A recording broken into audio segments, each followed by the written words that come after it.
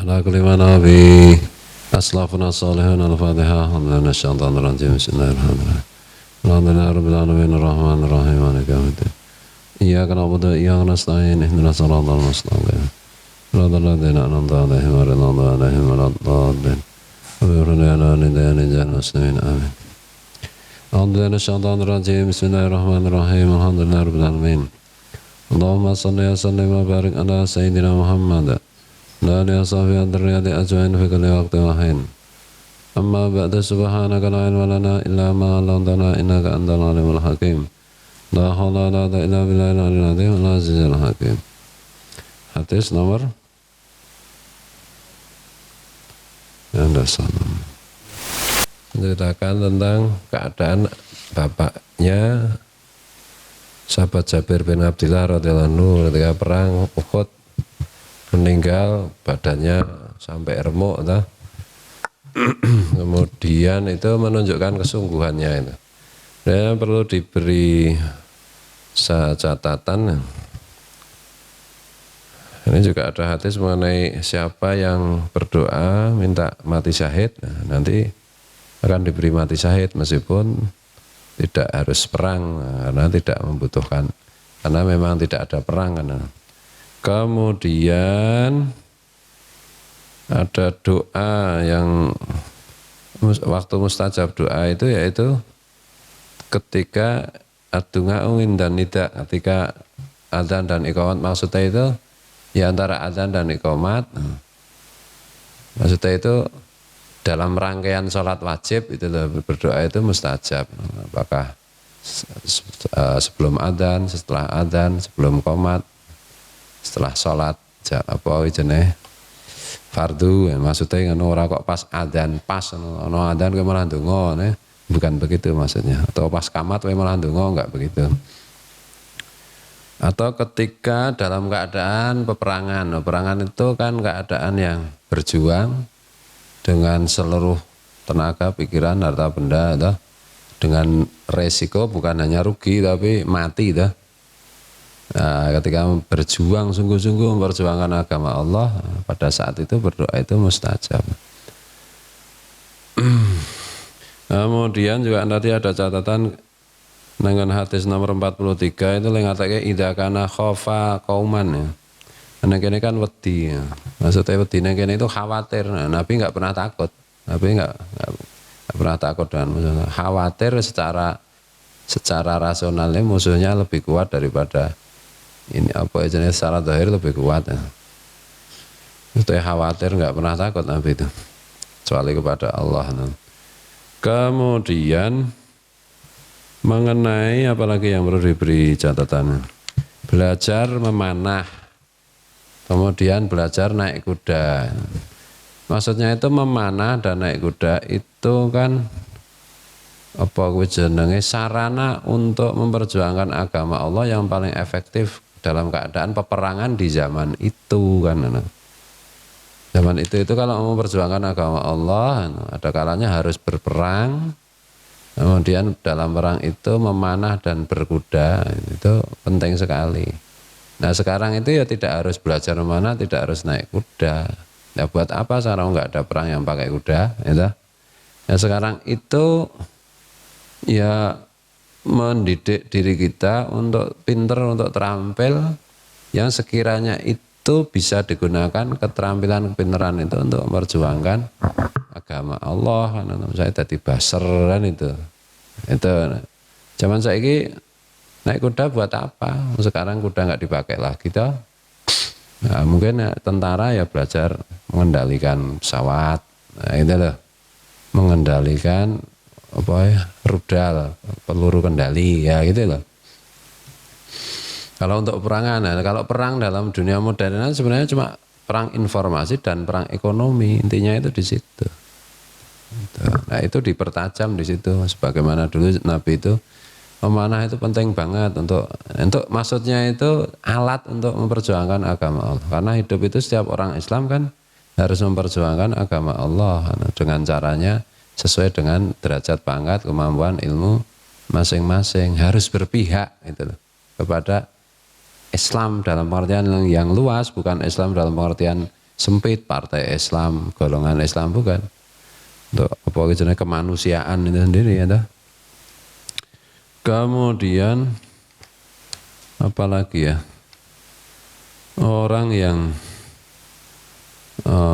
orang yang mati dia tidak pernah ikut perang, dia belum pernah perang, dia tidak pernah ingin perang, maka dia itu mati sebagai orang nifak. Perang itu kan puncak di zaman Nabi, itu simbol dari puncak memperjuangkan agama Allah, membela umat Rasulullah. Kalau orang itu tidak ada keinginan untuk memperjuangkan agama Allah, membela umat Rasulullah, nggak ada keinginan aja, nggak ada. Dia egois, lolo gue gitu. Dan sekarang kebanyakan orang kayak begitu, nggak mikir dunia Islam itu bagaimana, umat Rasulullah bagaimana. Kok dibeginikan, nggak ada rasa prihatin, nggak pernah mendoakan. Kan banyak yang begitu. Yang penting gue, lo gue kan. Yang kayak begitu nanti matinya itu sebagai orang munafik. Itu. Jadi hidup itu kan sebagai umat Islam itu kan harus bersama, berjamaah, alaikum bil jamaah. Tetaplah kalian berjamaah bersama memikirkan dunia Islam, tapi jangan ngawur kan itu. Ikuti ilmu, ikuti apa jenis pemimpin, ya gitu. Lah pemimpinnya orang berjuang wis. Eta membela agama Allah, membela umat Rasulullah, membela kemanusiaan secara umum, karena tujuan agama itu kan untuk di dunia kan kemanusiaan, cinta kasih kan itu. Di akhirat ya selamat dari neraka, masuk surga. Jadi gitu. Nah, tidak diri sendiri aja yang diperjuangkan. Nah, kemudian hadis yang tadi terakhir itu dibaca itu, orang yang tidak ikut berjuang tapi dapat pahalanya berjuang karena memang tidak mampu. Mau nyumbang harta nggak punya sama sekali. Mau nyumbang tenaga sudah nggak sehat, nggak bisa ngapa-ngapa. Mau nyumbang pikiran nggak ada ide, nggak punya ilmu. Minta lumpuh, sakit. Sebenarnya pengen memperjuangkan ikut berperang tapi nggak bisa ngapa-ngapain. Lumpuh, sakit, duit juga nggak ada, kuda nggak ada, nggak bisa nyumbang apapun. Paling kere orang paling miskin sedunia, no? Kayak lagu Hamdan ATT, no? Nah, dia sebenarnya ingin tapi nggak mampu. Nah, itu tetap untuk pahala dengan niat itu, dengan keinginan ini. Tapi kita itu kalau yang mampu jangan cuma ingin, saya kepengen begini dan begitu tapi tidak dilaksanakan. Nah itu ya menipu diri sendiri ya, membohongi Allah. Itu kira-kira kayak begitu anunya. Nanti hidup itu untuk, makanya saya melihat opo salat berjarak macam-macam, saya nggak suka, saya marah karena ini mengganggu umat Rasulullah. Hoak macam-macam itu saya marah karena ini mengganggu umat Rasulullah. Dan itu membuat tidak tentram umat Rasulullah, itu musuh itu namanya. Nah itu dah. Nah orang itu harus membuat tentram ayem semua umat Rasulullah. Nah itu dah. Ada saudara satu agama, ada saudara podo-podo manusia, ada saudara podo-podo makhluk Tuhan. Itu semua harus dibagian. Makanya kamu jangan suka, berkali-kali Santi saya bilang jangan suka bermusuhan, jangan suka menggoda teman, jangan suka menyulitkan orang, jangan suka menyulitkan teman gitu loh. Karena jangan suka bikin bingung teman, dan itu. Karena itu semua dosa besar itu.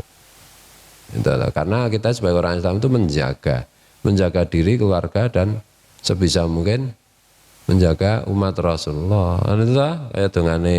Makanya doa wali abdal itu Allahumma arham ummata Sayyidina Muhammad.